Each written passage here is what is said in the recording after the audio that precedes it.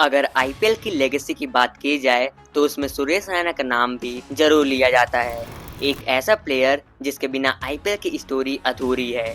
Suresh Raina CSK को multiple time champion बनाने में मेजर रोल प्ले किए हैं, चाहे वो बैटिंग से हो या फिर चाहे वो फील्डिंग से क्यों ना हो, और इसी वजह से उनका नाम मिस्टर आईपीएल रख दिया गया। और हो भी क्यों ना, वो आईपीएल में अपने लेफ्टी बैटिंग से आईपीएल को बहुत डोमिनेट किए हैं। सुरेश रैना को हर सीएसके फैंस एकदम अच्छे से जानता होगा, लेकिन सीएसके वालों ने उनके साथ बहुत बुरा किया। जिस प्लेयर ने सेकंड मोस्ट रन का रिकॉर्ड तोड़ा हो, जिस प्लेयर ने सीएसके को 4 बार आईपीएल की चैंपियन बनवाया हो, उसी प्लेयर का कैरियर 2022 में एंड हो जाता है, और वो भी केवल 35 के एज में। सुरेश रैना का शॉट सिलेक्शन युवराज सिंह और वीरेंद्र सहवाग से कंपेयर किया जाता था। वो एक डिस्ट्रक्टिव लेफ्ट हैंडर बैट्समैन माने जाते थे। सुरेश रैना ने अपने इनिशियल क्रिकेट कैरियर में काफी अच्छा परफॉर्म किया। 2004 में अंडर 19 वर्ल्ड कप में रैना ने 4 हाफ सेंचुरी मारकर अपने टीम को फाइनल्स तक लेकर गए थे, जिसमें उनका 38 बॉल्स पर 90 रन की शानदार पारी शामिल था। और इसी अच्छे परफॉर्मेंस की वजह से वो बीसीसीआई को अपने तरफ अट्रैक्ट किए। यही नहीं, बल्कि 2005 और 6 के रणजी ट्रॉफी में सुरेश रैना अच्छा परफॉर्म करते हुए केवल 6 इनिंग में 600 प्लस रन स्कोर किए, और इसी वजह से उनका ओडीआई डेब्यू हो गया जब वो सिर्फ 18 साल के थे। जिसके बाद से सुरेश रैना टीम इंडिया के लिए काफी अच्छे नॉक्स भी खेले, जहां वो धोनी के अंडर में 2011 का वर्ल्ड कप भी जीते थे। धोनी और रैना का बॉन्ड एकदम से अनमैचेबल था।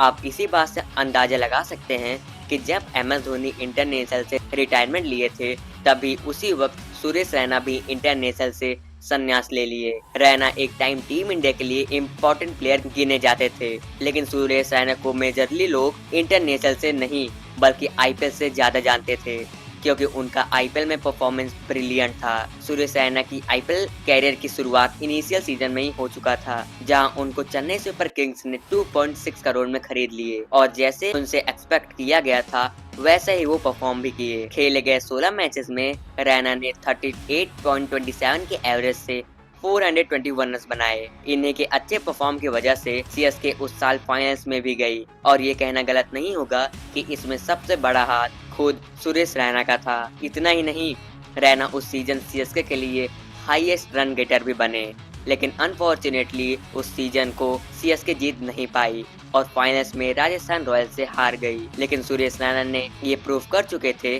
कि आने वाले कुछ सालों तक सीएसके के लिए कि नंबर 3 पर इनसे अच्छा बैट्समैन नहीं आ पाएगा। जिस टाइम प्लेयर्स उतना खुल के नहीं खेलते थे, उस टाइम सुरेश रैना सीएसके के लिए एक डिस्ट्रक्टिव बैटिंग करते थे, और यही फॉर्म उन्होंने साल 2009 और 2010 में कंटिन्यू किया।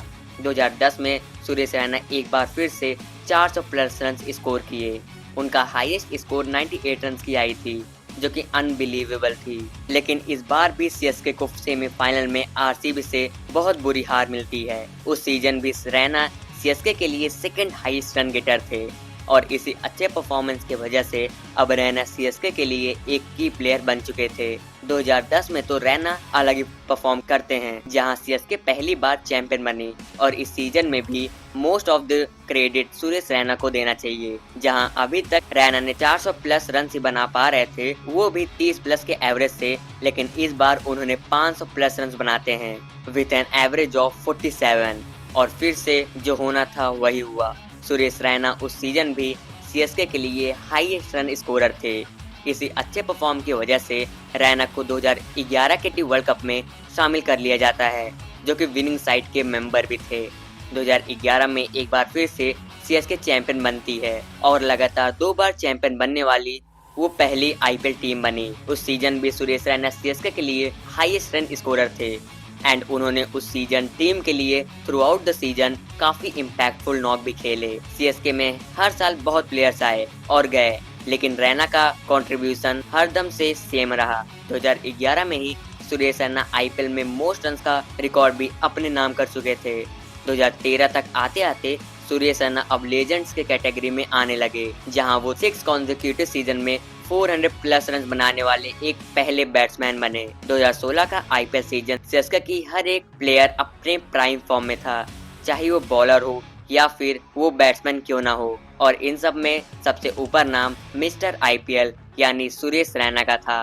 2013 के सीजन में सुरेश रैना अपना पहला आईपीएल सेंचुरी भी स्कोर किए और वो भी केवल 53 बॉल्स में। रैना यहीं तक नहीं रुके, फिर उन्होंने अगले ही मैच में मुंबई इंडियंस के against 99 run not out score करके बता दिए कि उन्हें क्यों मिस्टर आईपीएल कहा जाता है। अपने कंसिस्टेंसी को बरकरार रखते हुए सुरेश रैना 2014 में एक बार फिर से 500 प्लस रन स्कोर करते हैं। 2008 से 2014 तक आते आते सीएसके सबसे सक्सेसफुल टीम बन चुकी थी और इसमें सबसे ज्यादा हाथ सुरेश रैना का ही था।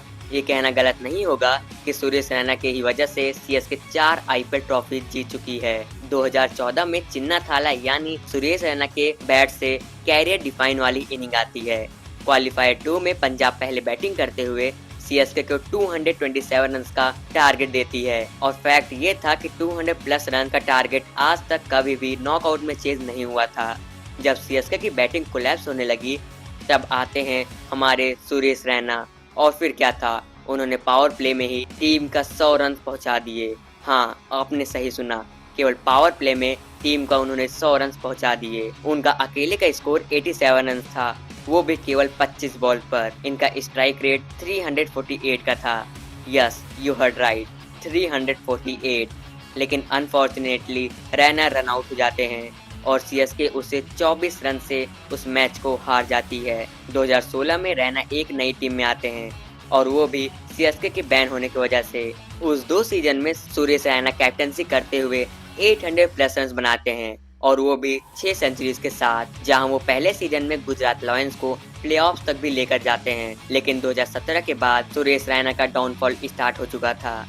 सुरेश रैना 2018 के पहले 150 के स्ट्राइक रेट से रन बना रहे थे, लेकिन 2018 के बाद से वो केवल 130 के ही स्ट्राइक रेट से रन बना पा रहे थे, जिस वजह से 2022 के आईपीएल ऑक्शन में सीएसके उन्हें रिलीज कर देती है और वो आईपीएल के ऑक्शन में भी अनसोल्ड चले जाते हैं और यहीं पे मिस्टर आईपीएल की कहानी खत्म होती है।